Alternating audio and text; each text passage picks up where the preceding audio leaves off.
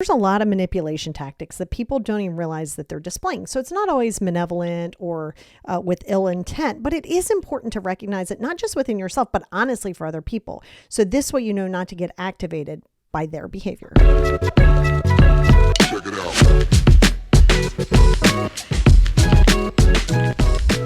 Hey, everybody, and welcome back to the Positivity Experience. It is your girl, Lori. If you are watching this on my YouTube, you will notice a different background. I have moved my podcast lab. It's not a lab, it's a desk. Let's not make it serious.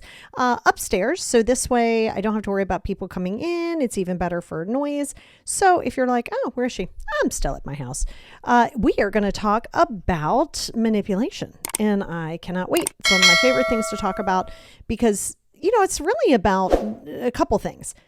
Self-awareness, number one, like, am I displaying these behaviors so I can work on it, use it as a tool to heal, and recognizing it in others, because sometimes you're not even going to realize to the level of that happening. And so that's why I think that these types of things are so important, because without having them, you're kind of left in the lurch. Like, you're like, okay, am I thinking this way? Am I feeling this way? Am I overthinking it? And, so I think that these things are very important, which is why you'll find a lot of people are repetitive in nature when we have these discussions, not just me, but other people, because these are the things that keep coming up. These are the issues that people keep having. And a lot of it can stem from one thing, right? It can be manipulation. It can stem from insecurity. It can stem from a lot of things, but it's so important that you take ownership of your own manipulation tactics. Again, this does not mean that you're sitting in a corner, wringing your hands going, I'm going to be manipulative. So you may not even realize that you're doing it. And quite honestly, they may not realize that they're doing it. So I want to jump into it. Now, there's going to be a worksheet, a really good worksheet that's going to help you sort of unbox this, your own, recognizing your own manipulations and recognizing them in other people. And it's going to give you basically a rundown and a breakdown on them. So if that is your thing and you want to have a good starting point, I would encourage you to possibly join that Patreon. Go on over to patreon.com/the positivity experience. You will find 2 tiers there that you can choose from. So if that's your jam and you want a worksheet, that's where you're going to go. So let's talk about this manipulation. Now, you might know manipulation for what you know about it, and those are the common ones, but some of them can be a little bit more covert. And again, not necessarily ill intent. So before we go into that, let's talk about why manipulation tactics are there in the first place, right? In order to, I don't want to say fix something, but in order to change it and be aware of it, you have to know why it happens. Not why does somebody else make those actions, but why is manipulation even at play? Okay. I'm going to give you kind of a little example, like as we're going along. Here's an example, but I'm going to tell you what's an example of: insecurity and low self-esteem. You are going to find so much of what I talk to you about, and anybody else who talks to you about, is going to, I don't want to say originate in insecurity and low self-esteem, but it's a big building block. So think of the foundation of a house, right? Before you can put a house, you can't just go putting a house anywhere. It has to be leveled. It has to be balanced. So you have to have a foundation before you can even start building a house. And when you're building the foundation, when you're creating it, you have to wait for like the concrete to settle. That's not overnight. What if it rains? It's going to be longer. Can they even do it that day? So there's a lot of variables that are going to come into play, and it's up to you to be okay with understanding, hey, this is going to take time. And your insecurities and your low self-esteem isn't just going to happen to heal. You're not going to be like, oh, I don't want to be that way anymore. No, because you're going to have to do the hard work. So an example of that is using flattery excessively to win approval and feel valued. So think about this. Oh my God, thank you. Oh my God, you are so smart. Oh, you are so good at this. Oh my God, that looks so good. That hat, that's the prettiest hat I've ever seen you in. Like, you're going above and beyond for this flattery, and it's in excess.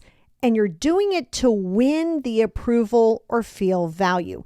Yes, that is a manipulation tactic. And that happens when you have low self-esteem and low confidence, right? And your insecurities. So by doing that, you are trying to get someone to give you value and to go, oh my God, thank you so much. Now we're engaging. I didn't say you're doing it intentionally, but that is a manipulation tactic. To overpraise. Oh my God, you're so good at that. And because you're good at that, can you do that for me? Because you really can do that. Oh, you're so good at laundry. Oh, that laundry is great. Every time you do it, it's just so soft and cozy.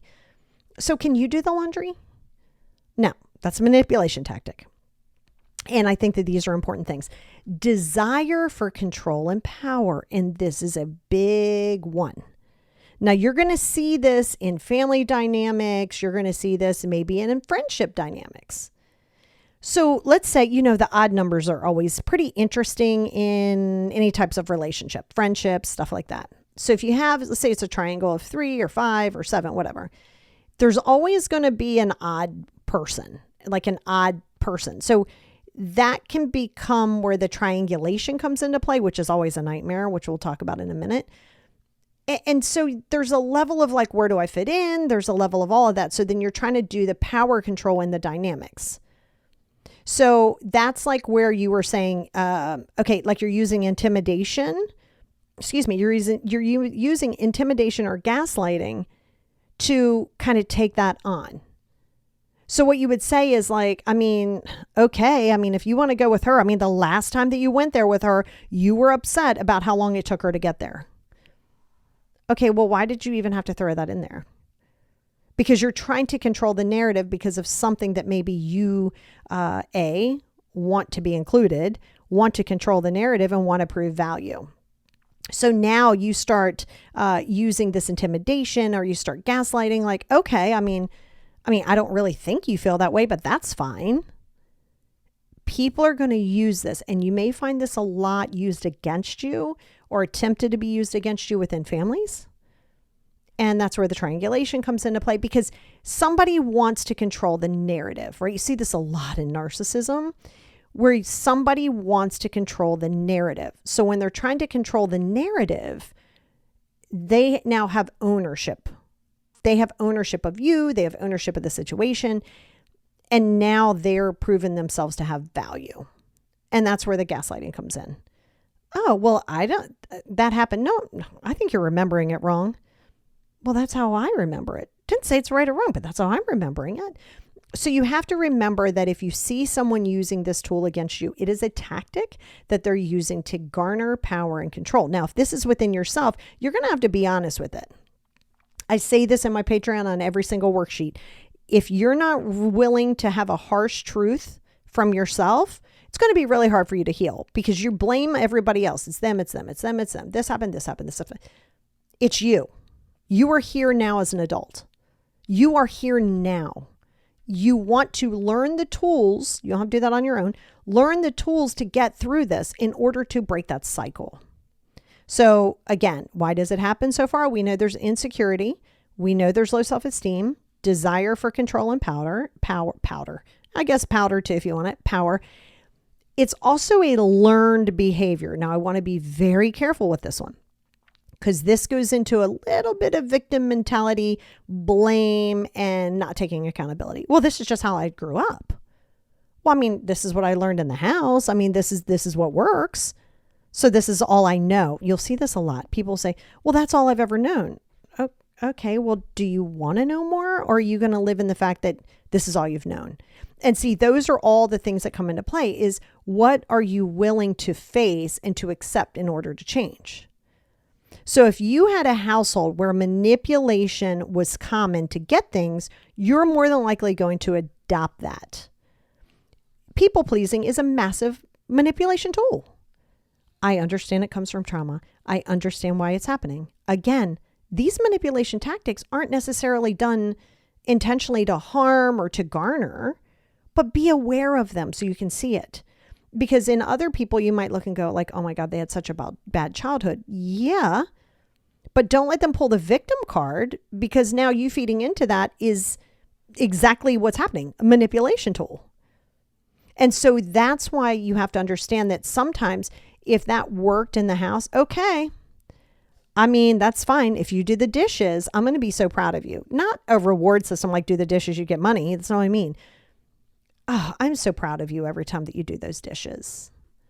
Okay, so if I'm not doing the dishes, you're not proud of me. So that's a manipulation tool.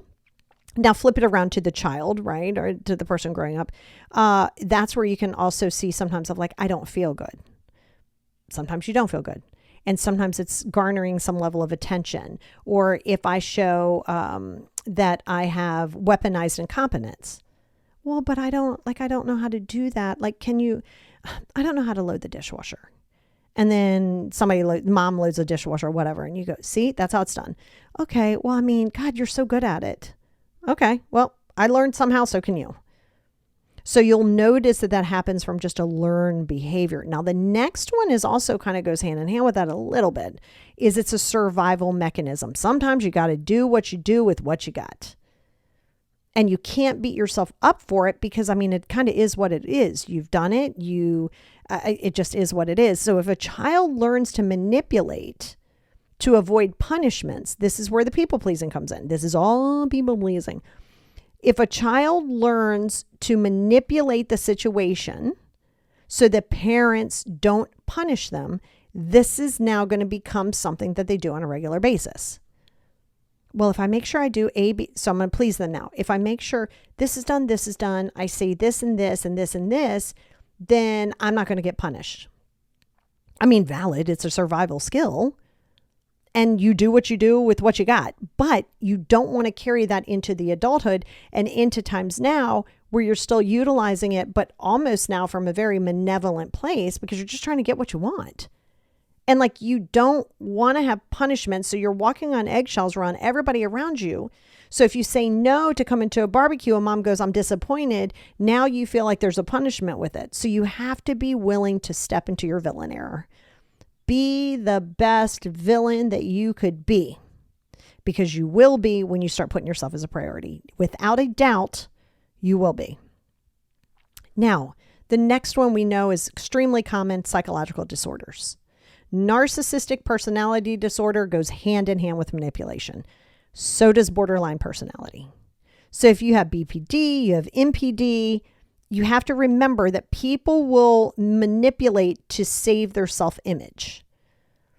This is where you will find smear campaigns, right? Because when people lose that connection to you, when people lose the power over you, they try to control the people around you.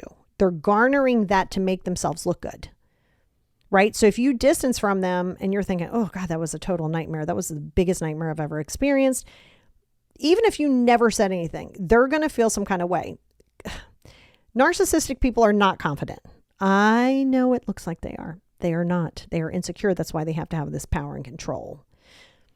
This is why they're trying to change the narrative of everybody around you. They're going to manipulate the situation. Now, totally different, has nothing to do with this.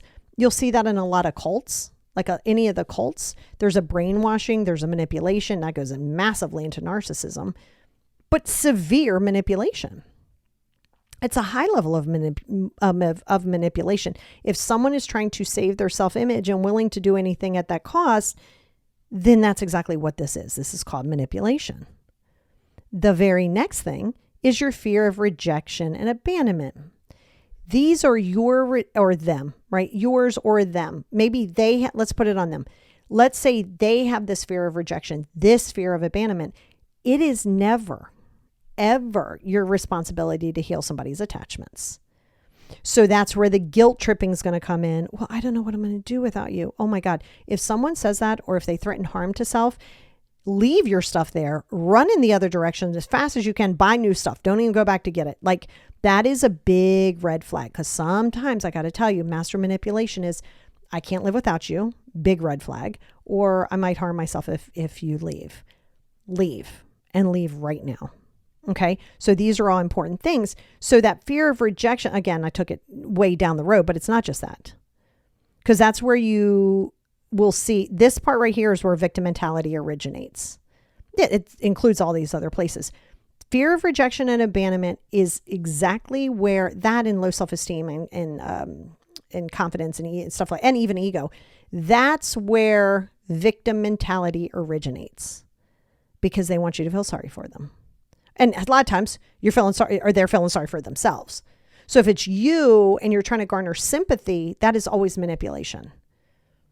And listen, I've told you about this before. I'm even writing about this. My God, I was the master of victim mentality. Master of it. Because why did my mom die? Why did I go through this with my dad? Why do I have to go to school, work as a server, and then also deal with my gang/drug dealing friends and helping them out? Why? Why did this happen to me? Why me? Why me? Woe is me. The world owes me something. Can't they see it? I understand it. I've lived it. Now, granted, that was in my teen years and early 20s. And, it takes some real self-awareness and desire to change and vulnerability to say, whoa, this is a me issue. The cards that were dealt with me, I can't sit there and complain about the cards. I just got to figure out how to play them, and not in a negative way.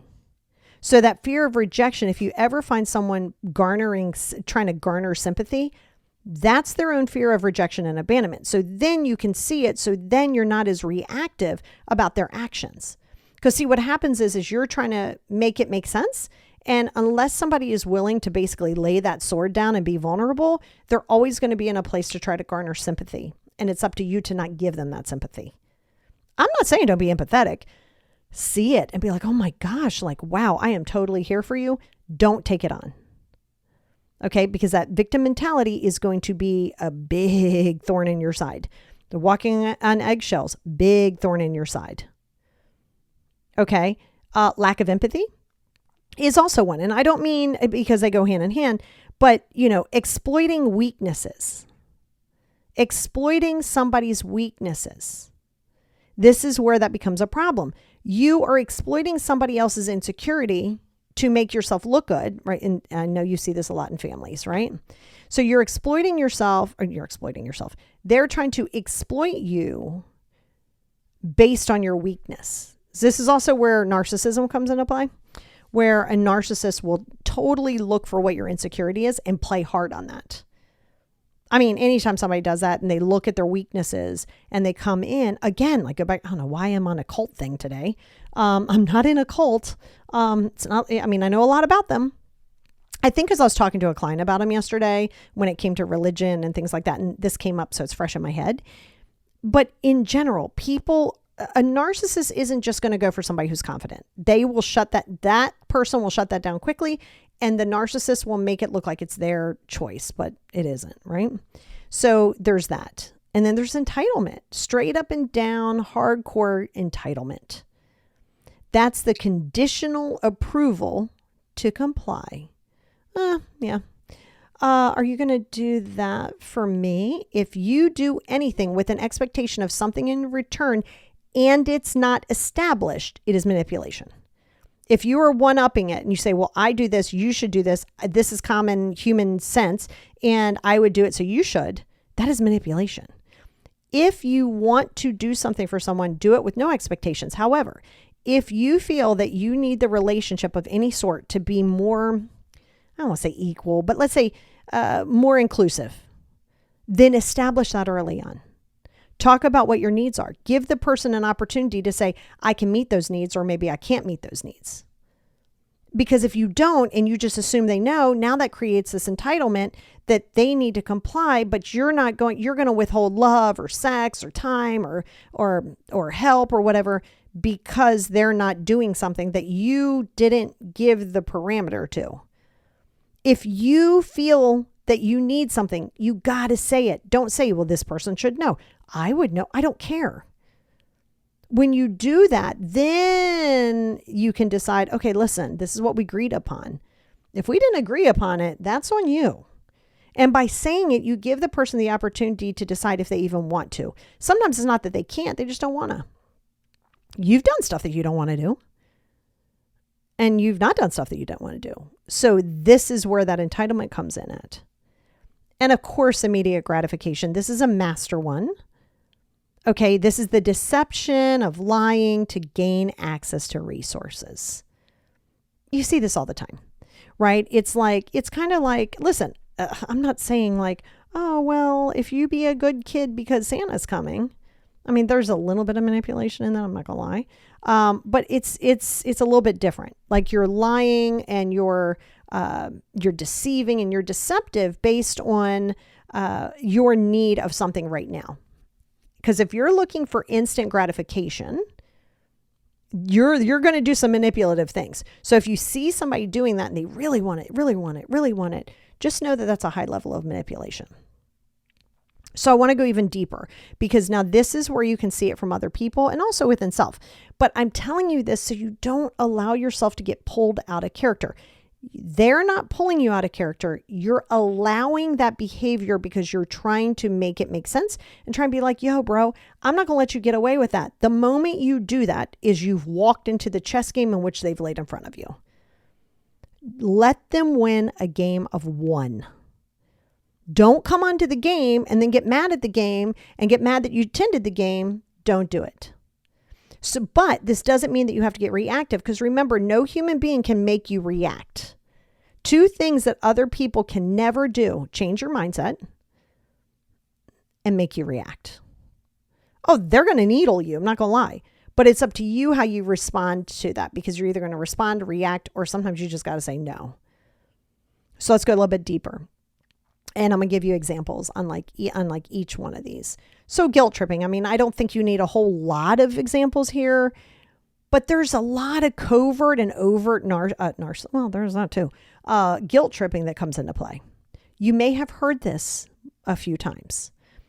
After all I've done for you, how can you even say no to me? Oh gosh, that goes into victim mentality. From the person saying this, that goes into victim mentality, entitlement, and power and control. In one sentence that covers three of the tactics, right? So I'm going to repeat that again.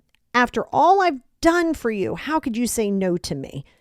Entitlement, guilt tripping. I mean, seriously, like think of all of that in victim mentality, control. Oh, but I did this for you. I'm the martyr. The martyr is going to be a really big, but I do it all. I've done it all. Okay, calm down. That can be manipulative. This is why I said with the guilt tripping, level set that. Like I said, I'm going to do things without an expectation, always. However, if there's something, I'll be like, hey, I'll be more than happy to help you move. Will you be able to help me in, I don't know, sometime in September I would really appreciate your help. Not if this, I would do this. Not like, don't go, well, I'll do this if you do this. No, you just say, hey, absolutely. And you say, hey, you know what? While we're on the subject, I have this paint project I want to do, just one good room. Would you be able to help me? I'm not sure the date yet. We'll work around your time. Would you be able to help me? You're not going to go, well, I'll do this if you do this. Then you got to check yourself and don't let anybody do that to you because that's guilt tripping. Hand in hand with that is gaslighting. We talked about it a second ago. Oh, you're remembering things wrong. Or love bombing. Oh God, love bombing is such a thing. And again, love bombing works on people who are in low self-esteem, still figuring out who they are, disconnecting from some of the old limited belief systems. So you're at a bottom, right? So in a good way, you're at the bottom. You need to be at the bottom. You're at this foundational bottom and they see that. So they're like, ooh, a predator to prey, right? This big eagle is flying over top and they're just looking for the ones that are the weakest link. They know they can't get that one. That one's too smart and big. And smart meaning like I'm talking about animals, not like you're not smart. And they're like, that one's looks, yeah, I'm going to get this one. So think of it as like these birds are out, these big eagles are coming in and they know which ones to go for without even talking to them, without even getting close to them. So the love bombing is going to work when someone is in low self-esteem. We'll talk about that in another podcast. Yeah, but it's important because that is gaslighting, right? There's this high level of gaslighting that comes with that, as well as that feigning, that feigning thing where it's like, oh my God, but you're so good at this. You're so amazing at this, right? So now you're really trying to big someone up and make them feel so good because you're gaslighting them to get your immediate gratification. So do you see how these all kind of go hand in hand?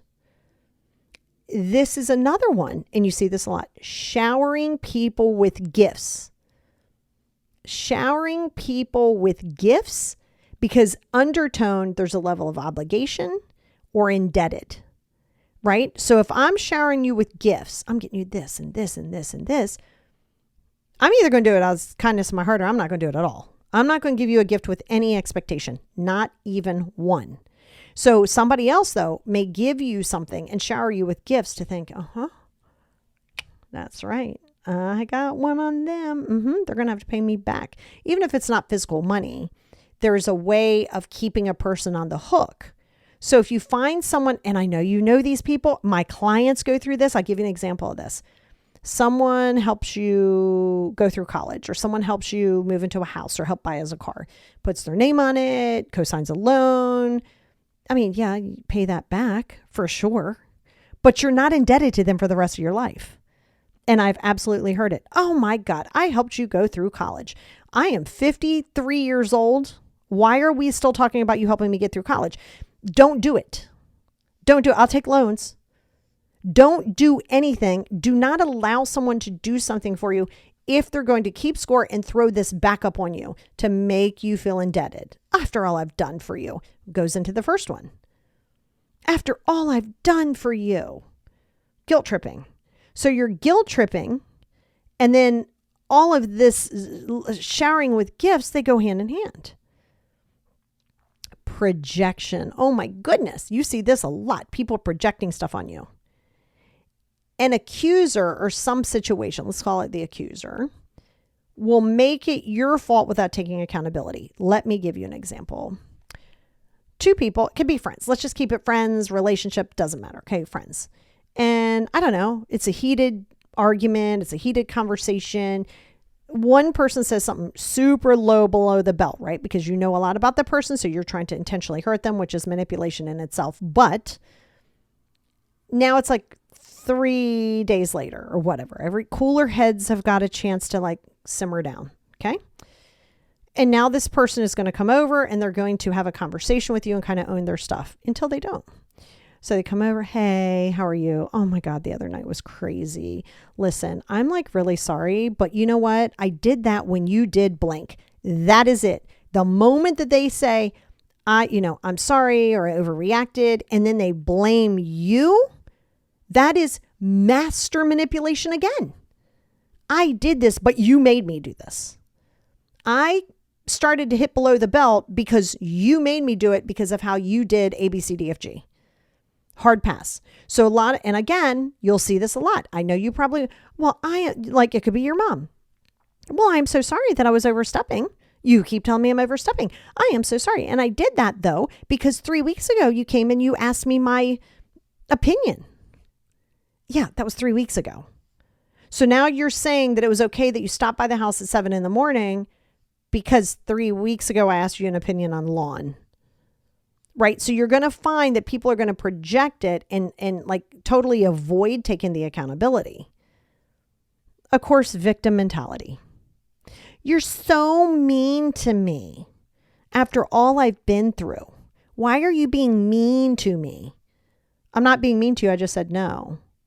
Because you're going to find that when you start to establish boundaries, people are going to tell you you're mean, you're rude, you're aggressive, a million other different things.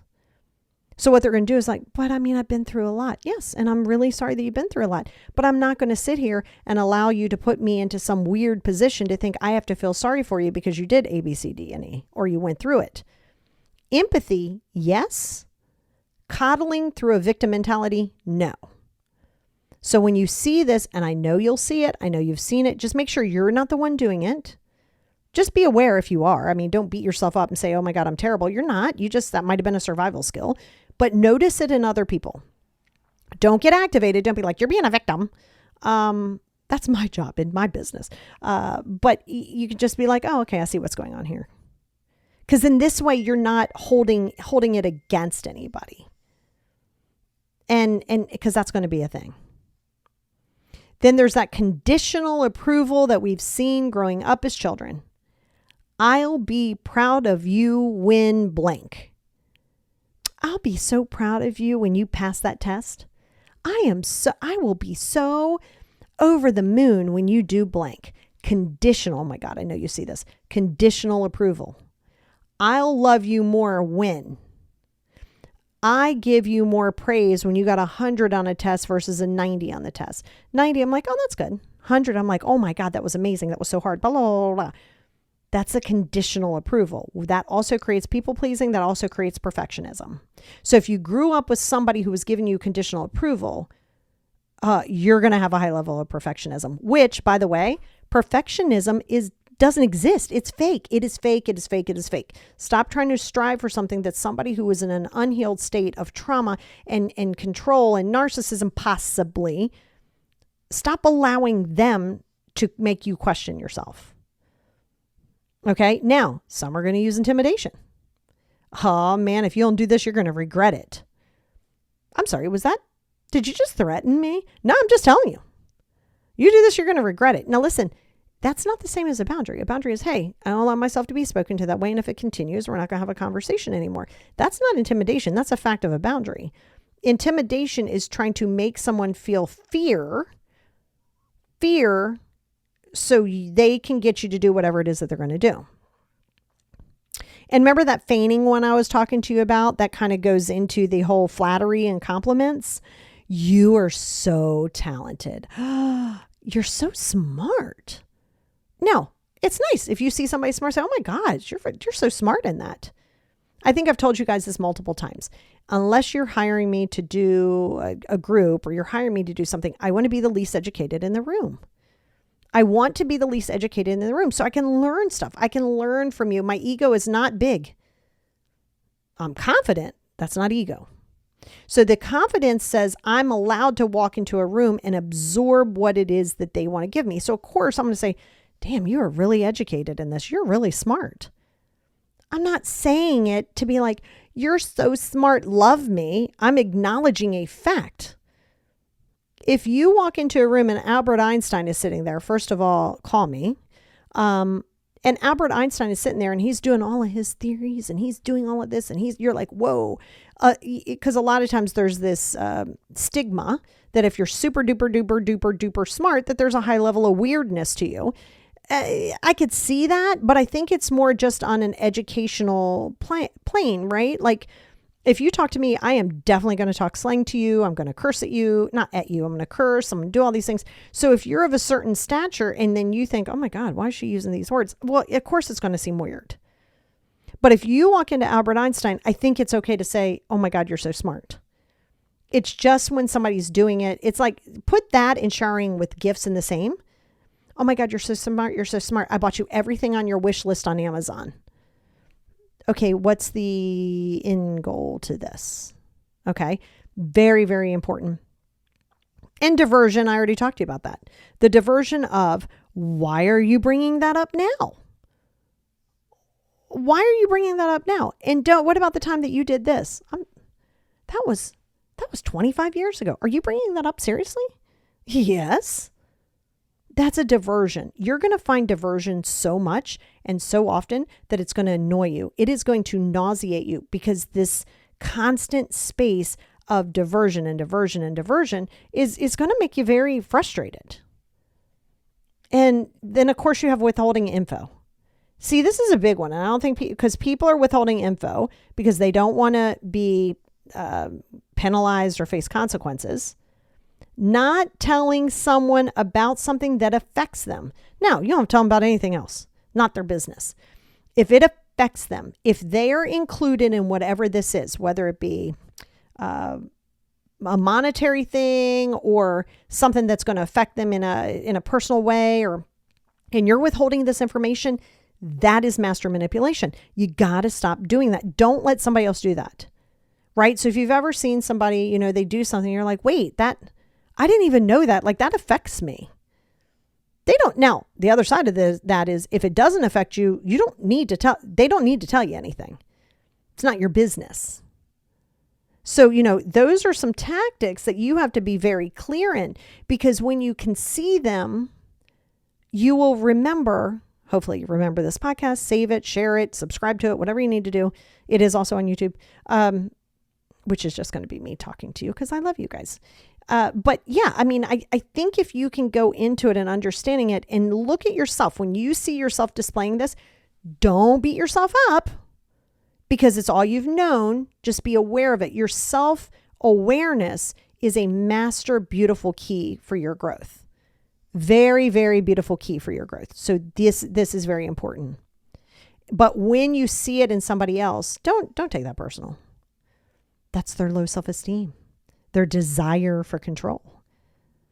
And when you realize that, you start having not just compassion for yourself and them. You're like, okay, this is their stuff and it's not mine to fix, but I don't need to get activated by it. Because you're trying to make it make sense. And then your insecurity comes in. So if you feel the need to constantly defend yourself, just check yourself and say, oh, I feel insecure in this. I have an insecurity. If you have to prove a point, you have an insecurity. And that's okay. Just be aware of it. So that's the wrap on manipulation tactics. There are more, but these are the ones that it's typically going to roll down to. So I'd love for you to ask yourself, or say, am I displaying any of these? Have I? That's cool. But am I now? And if I am, why am I? And what can I do going forward? Look at the people around you. Look at who you interact with every day. Are they displaying it? Are you activated by it? Do you find yourself annoyed by it? Why? Why? You have a choice on who you want in your life and don't, including family. So manipulation happens intentionally or not intentionally. Don't judge it. Don't judge it with you. Don't judge it in somebody else. But do keep your head on a swivel so you know how not to react and to keep the control that you have in your own life. Check it out.